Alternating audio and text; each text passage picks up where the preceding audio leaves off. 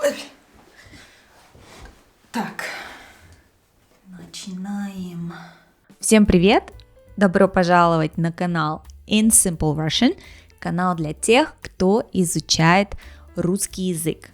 Меня зовут Ира, и сегодня я прочту вам и расшифрую одно очень известное детское стихотворение. Это стихотворение было написано давным-давно, в 1935 году, и на нем выросло не одно поколение советских и российских детишек.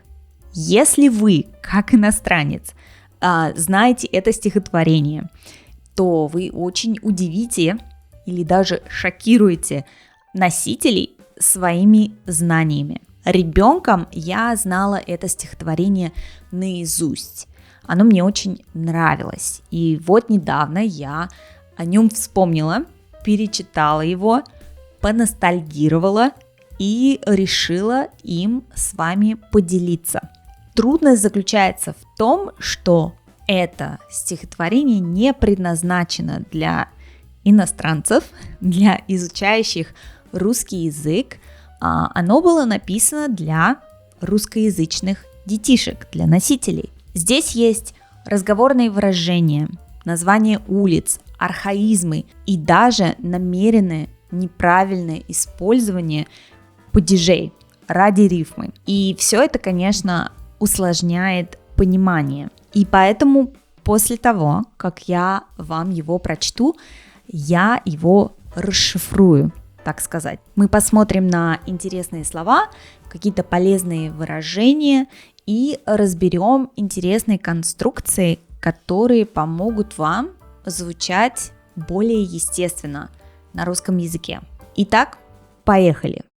А что у вас? Стихотворение Сергея Михалкова. Кто на лавочке сидел, кто на улицу глядел, Толя пел, Борис молчал, Николай ногой качал. Дело было вечером, делать было нечего. Галка села на заборе, кот забрался на чердак. Тут сказал ребятам Боря: просто так. А у меня в кармане гвоздь, а у вас? А у нас сегодня гость, а у вас? А у нас сегодня кошка родила вчера котят. Котята выросли немножко, а есть из блюдца не хотят. А у нас на кухне газ, а у вас? А у нас водопровод, вот. А из нашего окна площадь красная видна. А из вашего окошка только улица немножко. Мы гуляли по Неглинной, заходили на бульвар. Нам купили синий-синий призеленый красный шар. А у нас огонь погас, это раз. Грузовик привез дрова, это два. А в-четвертых, наша мама отправляется в полет, потому что наша мама называется пилот. С лесенки ответил Вова: мама летчик? Что ж такого?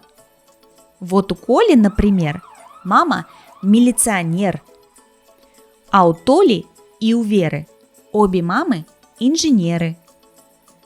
А у Лёвы мама повар, мама летчик. Что ж такого? Всех важней, сказала Ната, мама вагоновожатый, потому что до зацепы водит мама 2 прицепа. И спросила Нина тихо: разве плохо быть портнихой? Кто трусы ребятам шьет? Ну, конечно, не пилот. Летчик водит самолеты. Это очень хорошо. Повар делает компоты. Это тоже хорошо. Доктор лечит нас от кори. Есть учительница в школе. Мамы разные нужны. Мамы всякие важны. Дело было вечером, спорить было нечего. Итак, перед нами стихотворение, в котором ребятишки, детишки, собрались летним вечером на улице. События разворачиваются в Москве. И мы это знаем, потому что в стихотворении упоминаются такие места, как Красная площадь, одна из самых главных достопримечательностей Москвы, улица Неглинная, которая названа в честь реки Неглинной. Это река в Москве, интересный факт, которую в 19 веке заключили в трубу. То есть теперь эта река течет по трубе под Москвой. Также упоминается Цветной бульвар и улица со странным названием Зацепа. Итак, лето, вечер, Москва. Кто на лавочке сидел, кто на улицу глядел. В этих двух предложениях кто – это неопределенное местоимение, которое обозначает просто кто-то сидел на лавочке, кто-то глядел на улицу, да? Некоторые сидели на лавочках, некоторые глядели на улицу. Дело было вечером, и делать было нечего. Видимо, у детей летние каникулы. Тут слово «дело» не имеет какого-то конкретного значения. «Дело было» – это выражение, которое обычно используется в разговорной речи для того, чтобы описать какую-то ситуацию. Например, дело было в Москве. Дело было 3 года назад. Дело было так. Слово «нечего» – это отрицательное местоимение, которое часто используется в сочетании с инфинитивом. То есть конструкция «нечего» плюс инфинитив или инфинитив плюс «нечего». Например, делать нечего, нечего сказать, нечего терять, спорить нечего, нечего и думать. Слово «нечего» изменяется по падежам, и падеж зависит, как это часто бывает, от глагола. К примеру, нечем писать. Глагол «писать» требует творительного падежа. Нечему удивляться. Удивляться – дательный падеж. С предлогом вот это «не» ставится перед предлогом и пишется раздельно, но произносится слитно. К примеру, не о чем беспокоиться, не к чему стремиться. Идем дальше. Галка села на заборе, кот забрался на чердак. Здесь автор ради рифмы приносит грамматику в жертву. Сесть – это глагол перемещения, который требует винительного падежа. Сесть куда? На забор, на чердак, на стул, на стол, на диван.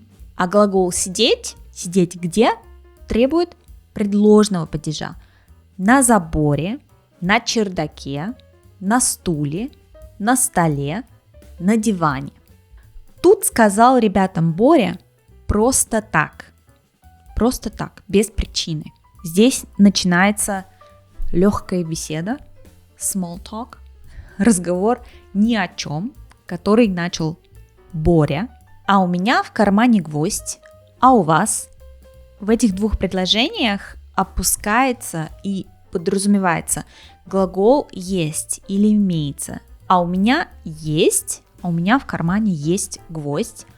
А что у вас есть? После обмена новостями детишки начинают обсуждать профессии своих мам. А в-четвертых, наша мама отправляется в полет, потому что наша мама называется пилот. Интересный факт. Слова, обозначающие профессии в русском языке, в большинстве своем мужского рода, даже если они обозначают женщин. Во всяком случае, в формальном контексте и в письменной речи. Например, слова пилот, летчик, милиционер, который теперь называется полицейский, инженер, повар, вагоновожатый, который теперь называется водитель трамвая. Все эти профессии мужского рода, хотя речь идет о мамах детей. Но это еще не все.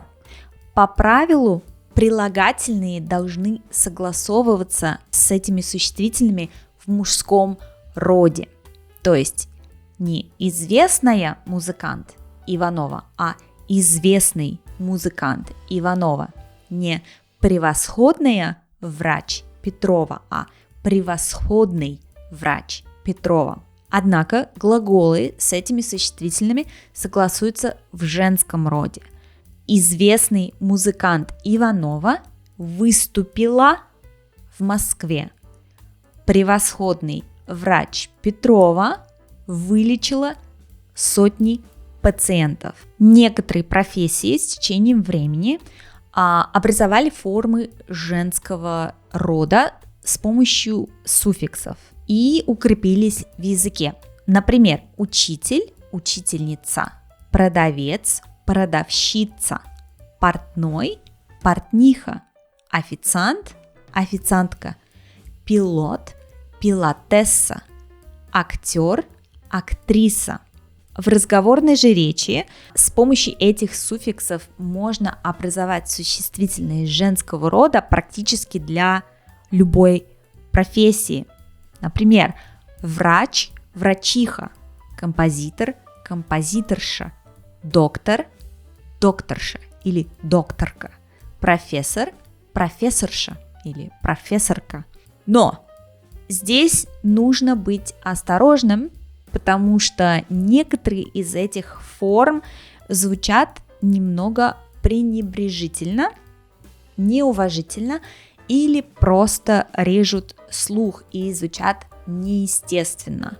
Прежде чем мы простимся, давайте посмотрим на сокращения имен, которые, как мне кажется, вам будет полезно узнать.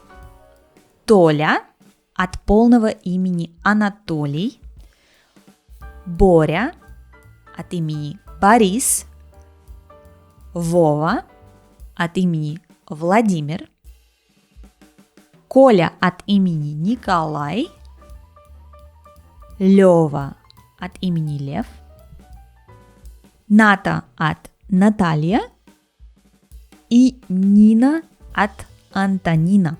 На сегодня все. Надеюсь, вам понравилось это стихотворение и этот формат. Напишите в комментариях, если вы хотели бы услышать что-то подобное в будущем. Увидимся в следующем видео. Пока-пока.